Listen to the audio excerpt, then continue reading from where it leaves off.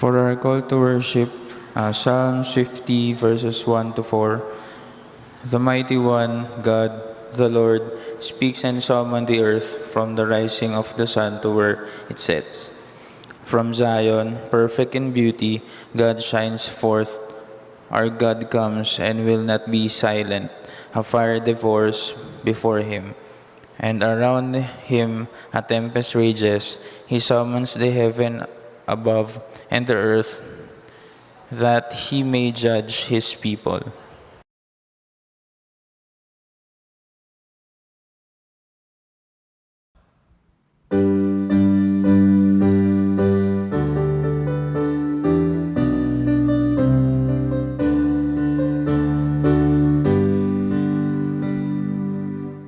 All hail the power of Jesus' name, let angels prostrate fall.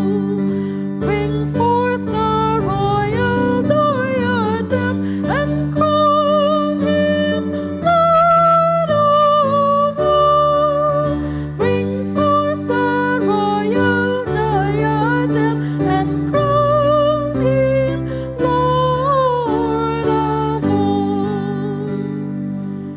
He chosen seed of Israel's race, he ransomed from the fall. Hail him who saves you by his grace, and crown him Lord of all. Hail him who saves you by his grace, and crown him Lord of all. Sinners whose love can ne'er forget the wormwood and the gall. Go spread your trophies at his feet and crown him Lord of all. Go spread your trophies at his feet and crown him Lord of all. Let every kindred, every tribe on this terrestrial ball to him all majesty ascribe and crown him Lord of all. To him all majesty ascribe and crown him Lord of all. Oh, that with yonder sacred throng we at his feet may fall. We'll join the everlasting song and crown him Lord of all. We'll join the everlasting song and crown him Lord of all.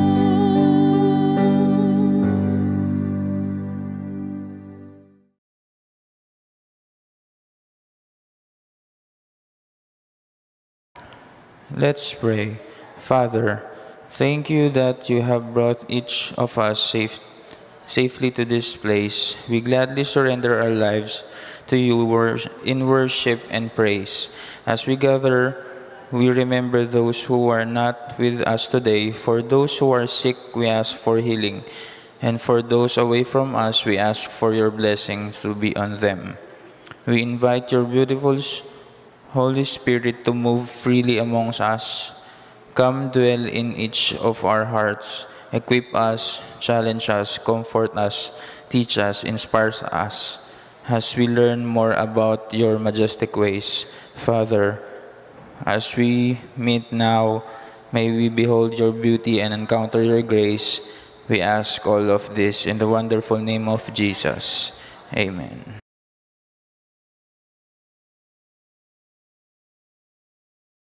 Let us praise and worship God. Amen.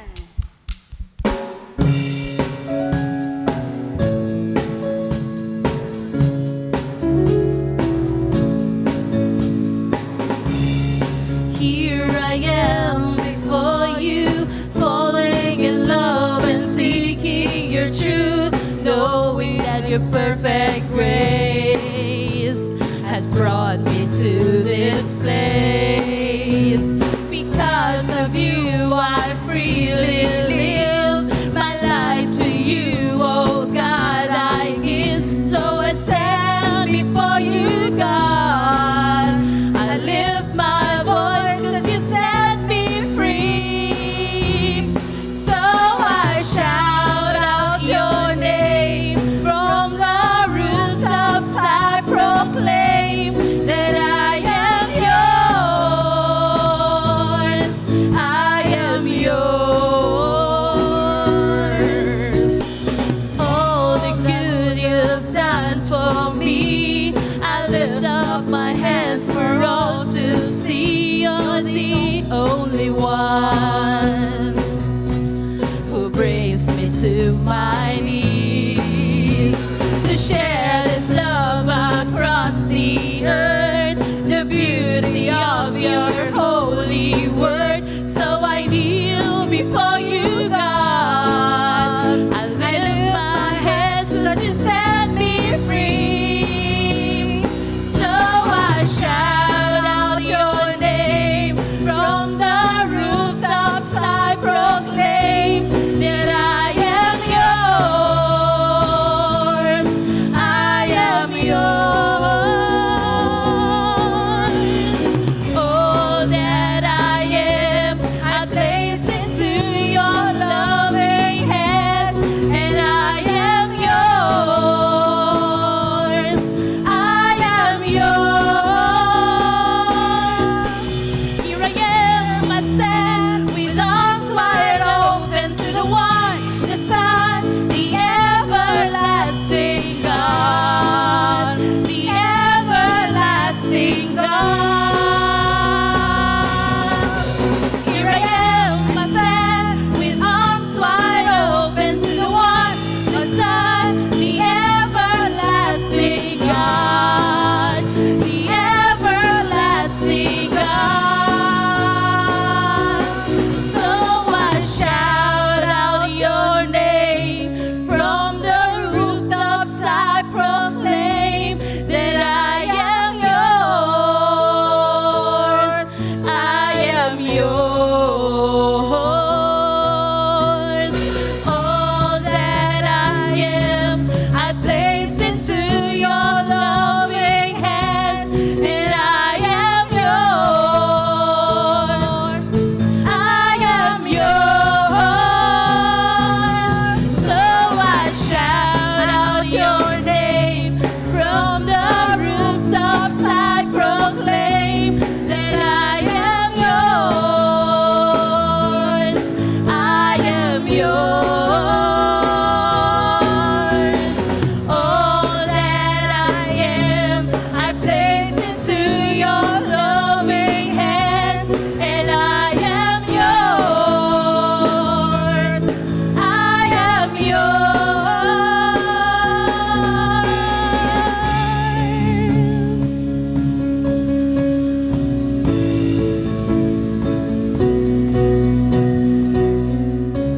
Amen.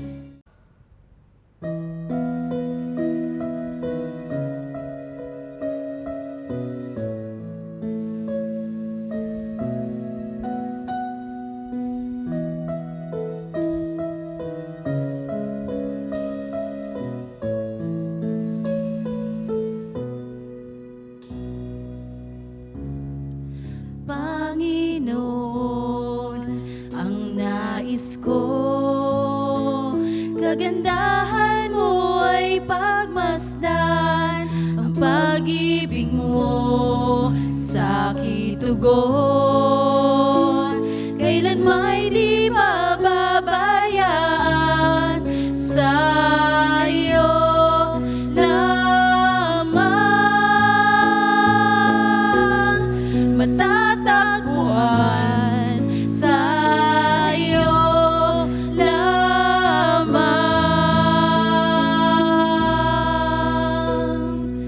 mananatili sa iyong lilim.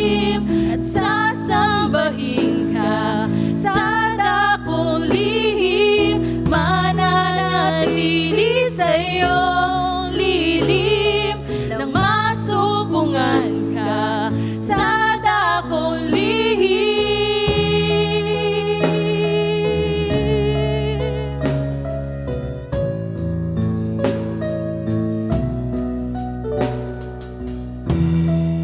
Panginoon, ang ngalan mo ay kalinga at sandigan ko, di magbabago pangako mo. Salita mo'y panghahawakan, sa iyo lamang matatagpuan, sa iyo lamang mananatili sa iyong lilim at sasambahin ka sa dakong lihim. Mananatili sa iyong lilim nang masubungan ka sa dakong lihim. Mananatili sa iyong lilim at sasambahin ka sa dakong lihim. Mananatili sa iyong lilim nang masubungan ka sa dakong lihim.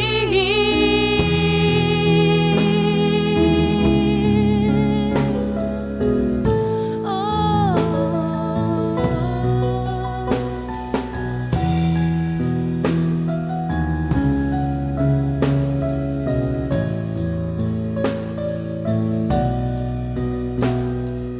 Ang pagpuri ko ay tanging sa'yo, sa'yo lamang iniaalay.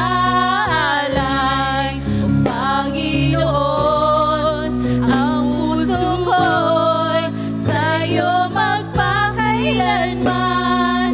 Ang pagpuri ko ay tanging sa'yo, sa'yo lamang iniaalay. O Panginoon, ang puso ko'y sa'yo magpakailanman. Mananatili sa iyong lilim at sasambahin ka sa dakong lihim. Mananatili sa iyong lilim nang masubungan ka sa dakong lihim. Mananatili sa iyong lilim at sasambahin ka sa dakong lihim. Mananatili sa iyong lilim nang masubungan ka sa dakong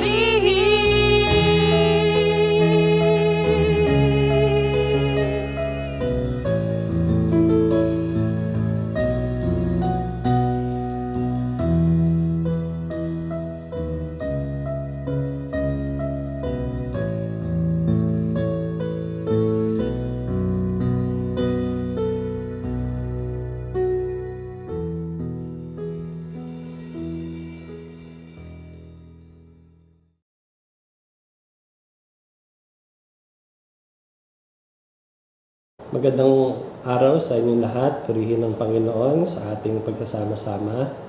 Nagagalak ako na muli maging bahagi ng chapel service ng ating mahal na paaralan, Taytay United Methodist Christian School. Kamusta na kayo, mga estudyante?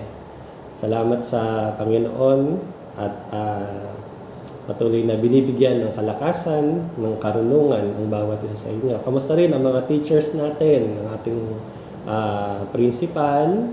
Salamat sa Panginoon sa pagkakataon. At alam ko, may mga magulang din tayo mga kasama. Purihin po ang Panginoon. Panalangin po namin ang patuloy na pag-iingat ng Diyos, ang kalakasan ng Panginoon, ang sumain niyong lahat. Tayo po muna ay manalangin bago magulay ng kanyang banal na kasulatan. Dakilang Diyos, aming Ama, maraming salamat po sa napakabiyayang araw na ito ng aming pong pagsasama-sama. Loobin niyo po na sa pagbubulay namin ng inyong banal na kasulatan, ito ay magbigay sa amin ng inspirasyon, magbigay sa amin ng lakas ng loob at katatagan sa buhay. Purihin po kayo sa pangalan ni Jesus. Amen. Amen. Para sa ating pagbubulay, ito ay matatagpuan natin sa aklat ng unang Timoteo o sulat ni Pablo kay Timoteo, Kabanata 4, talatang 11 hanggang 14. Ito ang sinasabi. Ituro mo at ipatupad ang lahat ng ito, huwag mong bigyang daang hamakin kanino man dahil sa iyong kabataan. Sa halip, pagsikapan mo maging huwaran sa mga sumasampalataya, sa pananalita, ugali, pag-ibig, pananampalataya, at kabanalan. Iukol mo ang iyong panahon sa pagbabasa ng banal na kasulatan, sa madla, sa pangaral at pagtuturo hanggang sa ako'y dumating. Huwag mong bayaang ang ipinagkaloob sa iyo ng Espiritu Santo ayon sa inihula nang ipatong sa iyo ng matatanda sa iglesia ang kanilang kamay.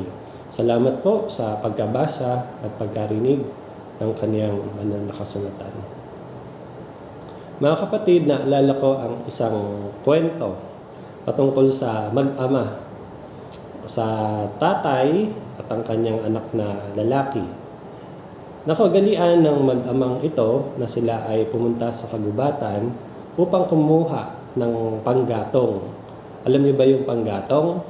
No? Ang panggatong, ito yung ginagamit sa kalan at pamparingas. Ngayon, wala nang panggatong. No? At sa pangunguha nila ng panggatong, kasama na rin ng ilang mga prutas, pagkain para sa kanilang bahay, pagkain nila. Ngayon, itong bata ay nalibang, pumunta sa isang malayo-layo. Nakikita naman niya ang kanyang tatay. Sabi niya, hindi ako natatakot. Nandiyan lang ang tatay ko. Sabi niya ganyan. Ngayon, hindi niya namalayan na papalayo na siya ng papalayo at ganoon din, naglalakad na rin yung kanyang tatay. Ngayon, nung hindi na niya makita yung kanyang tatay, siya ay palingalinga. Tumingin siya sa kanan, tumingin siya sa kaliwa, tinignan niya sa likod. Hindi niya makita yung kanyang tatay. Natakot siya. Sigaw siya ng sigaw. Sabi niya, tatay, nasan po kayo? Nasan po kayo? No? Natatakot siya sapagkat alam niya na may mababangis na hayop doon. May lobo, no? O yung wolf. Nandiyan din yung leon na maaaring lumapa sa kanya at kanya ikamatay. Sigaw siya ng sigaw, tatay, nasan po kayo? Sigaw siya ng sigaw na gano'n. Hanggang sa narinig niya ang tinig ng kanyang tatay. Ang sabi, anak, nasan ka? Anak, nasan ka? Ang sabi ng bata, tatay, nandito lang po ako. No? Anak, sumigaw ka ng malakas. Tatay, nandito lang po ako. No? Sabi ng kanyang, huwag kang aalis dyan, sabi ng kanyang tatay. Huwag kang aalis dyan. Yan ka lang sa kanalalagyan mo. Gusto ko po kayong makita, sabi ng anak. Sabi ng, sumigaw ka lang. Sumigaw ka lang, sabi ng tatay. Tatay, yun ang kanyang sigaw. At unti-unti, narinig niya din, napapalapit na yung tinig ng kanyang tatay. No? Dahil naririnig nila yung bawat isa, muli silang nagtagpo at nawala yung takot at pangamba ng bata. Ang sabi ng tatay, muli-muli, huwag ka nang lalayo sa akin. No? Delikado dito sa loob ng kagubatan at maraming mga mababangis na hayop. No? Mga kapatid, ang salita ng Diyos ay gabay natin, liwanag natin, at kinakailangan pagbulay-bulayan natin ang salita ng Diyos. Sapagkat kung hindi natin ito pinagbubulay-bulayan, maaaring tayo ay mapalayo sa presensya ng ating Ama. maaaring tayo ay maligaw ng landas. So tingnan natin ang salita ng Diyos bilang gabay sa ating pamumuhay. Malinaw na sinabi ni Apostol Pablo sa kanyang nakababatang kasama sa pananampalataya na gamitin mo ang salita ng Diyos bilang gabay, bilang patnubay sa iyong pagtuturo, sa iyong pag-uugali, sa iyong pananampalataya. At ang sabi rito, maging huwaran ka ng mga tao na nakapaligid sa iyo. So, kapag binagbubulay-bulayan natin ang salita ng Diyos, tunay na hindi tayo maliligaw ng landas. Kapag tayo ay nananalangin bago magbasa ng banal na kasulatan, ito ay nagbibigay sa atin ng karunungan kung ano ang napakagandang plano ng Diyos sa ating buhay. Una, mga kapatid, nais kong bigyan ng 3 puntos ang ating pag-aaral ngayon. Una, ang salita ng Diyos ay gabay sa pamumuhay. Para itong mapa, no? Kapag meron tayong mapa, alam natin kung saan tayo pupunta. Alam natin kung paano tayo babalik, no?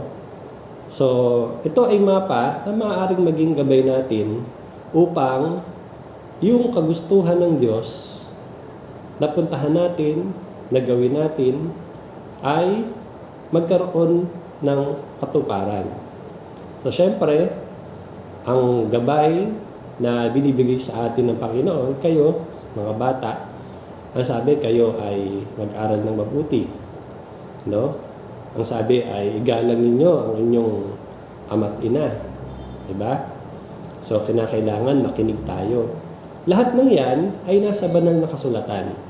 Kapag sasaliksikin natin ang banal na kasulatan, makikita natin na tama yung sinasabi ng ating mga magulang.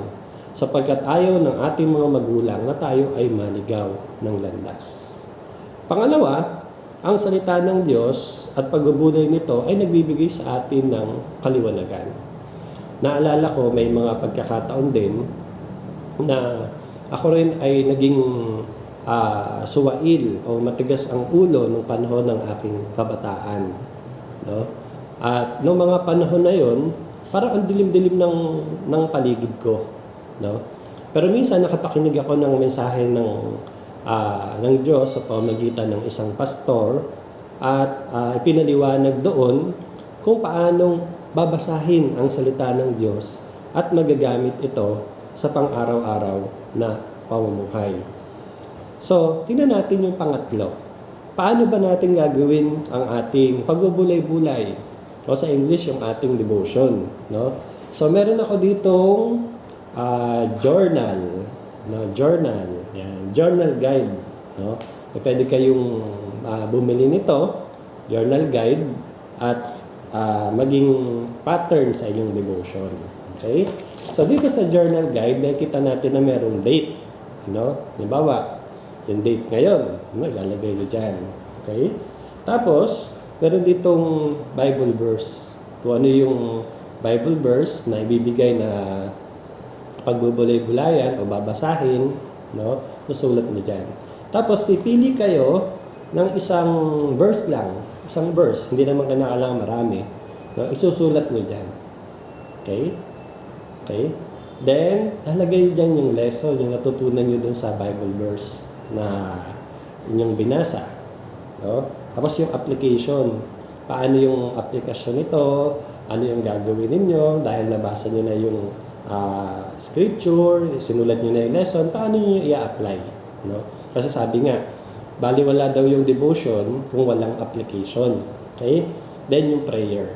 No? Halimbawa, ang panalangin ninyo, Panginoon, salamat po sa araw na ito. Ako ay ginising ninyo ng maaga, nakapakinig ng sermon sa pamamagitan ng chapel service. O Panginoon, salamat po dahil pinagaling niyo po ang mga may sakit, no? Tinulungan niyo po kami, no? So yan, no? So ito journal. Kumuha kayo ng notebook, pwede yan. Okay? Then maganda kung tayo ay maglalaan ng panahon.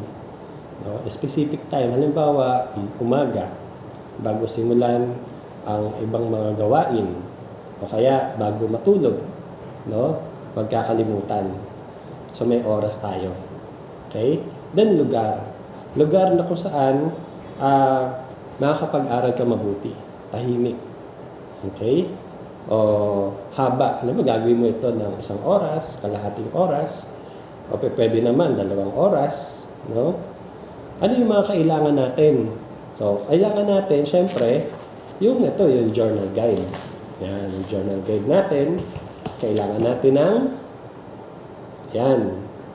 panulat, ballpen, pwedeng lapis. At bag. Okay? So, kapag meron na kayo na ganito, lalagyan nyo yan. So, maalala nyo, umaga, gigising ka. Ay, kukunin ko na yung journal ko, yung Bible ko. No? At syempre, diba, ang pinaka-importante sa lahat, ito, yung Bible natin. Ayan. Pinaka-importante sa lahat. Okay? So, sa pamamagitan nun, pagbubulay-bulay, pagbabasa ng salita ng Diyos, katulad ito, nung una kang kwento, no? Na habang naririnig natin ang salita ng Diyos, naririnig natin ang ating tatay, tayo ay mapapalapit sa Kanya at hindi tayo mawawala. Di ba? Simple lang. No? Simpleng-simple. Di ba?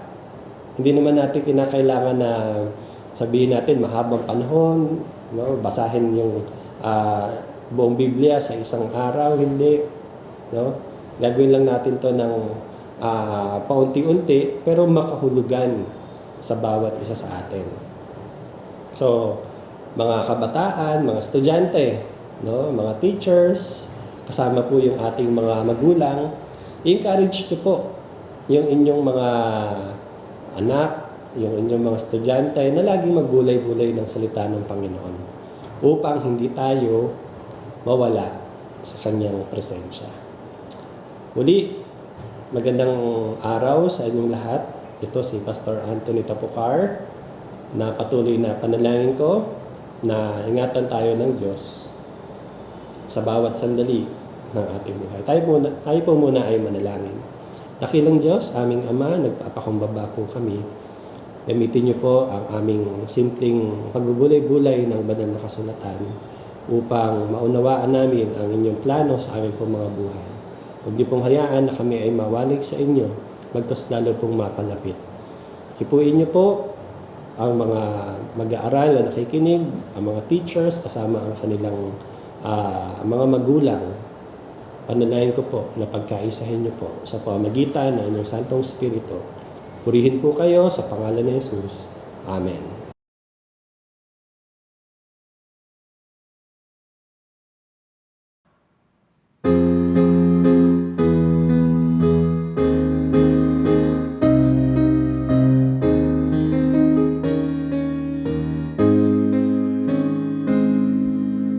Jesus is all the world to me, my life, my joy, my all.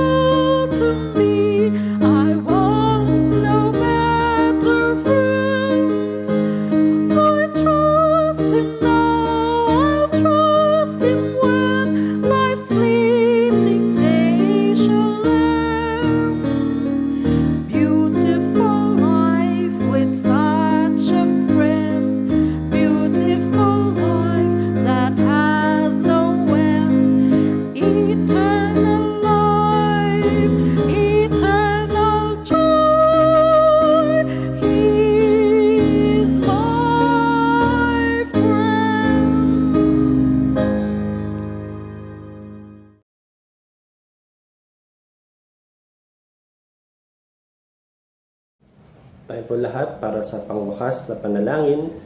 Dakilang Diyos, aming Ama, nagpupurit nagpapasalamat po kami sa patuloy na paggabay ninyo sa aming pong pang-araw-araw na buhay. At ito po, Panginoon, ay lalo pong nararanasan namin sa pakikipagniig po sa inyo, sa pagbubulay-bulay na inyong banal na salita. At ganoon din po, Panginoon, sa pagbabasa nito, pakikinig, Panginoon, ng mga mensahe ukol po sa inyong kaharian. Panginoon, panalangin po namin na ilalagay niyo po sa aming mga puso ang pagmamahal sa inyong mga salita, na sa ganun, Panginoon, patuloy na ang pagmamahal po ninyo ang aming pong maranasan. At ito po, Panginoon, ay maibahagi namin sa aming pong kapwa. Pagpalain niyo po ang mga mag-aaral. Salamat po sa kanilang buhay na nagiging inspirasyon ng mga guro, ng mga magulang. Tulungan niyo po sila, Panginoon, upang lalo pong magkaroon ng karunungan na nagmumula po sa inyo. Ipatong niyo po ang inyo pong magpagpalang kamay sa kanilang buhay at kayo po ang kanilang maranasan kasama ng kanilang pamilya. Maraming salamat po dahil alam po namin na hindi niyo po kami iniiwan, hindi niyo po kami pinababayaan at ang kaligtasan ay lagi po nasa sa amin. Panginoon, iniligtas niyo rin po kami sa banta ng panganib ng COVID-19 at alam po namin, Panginoon, na ito po ay matatapos at matatapos din. Purihin po kayo, Panginoon. Salamat po.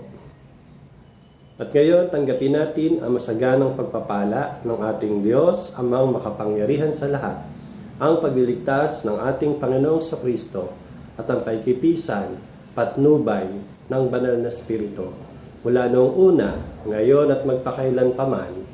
Amen.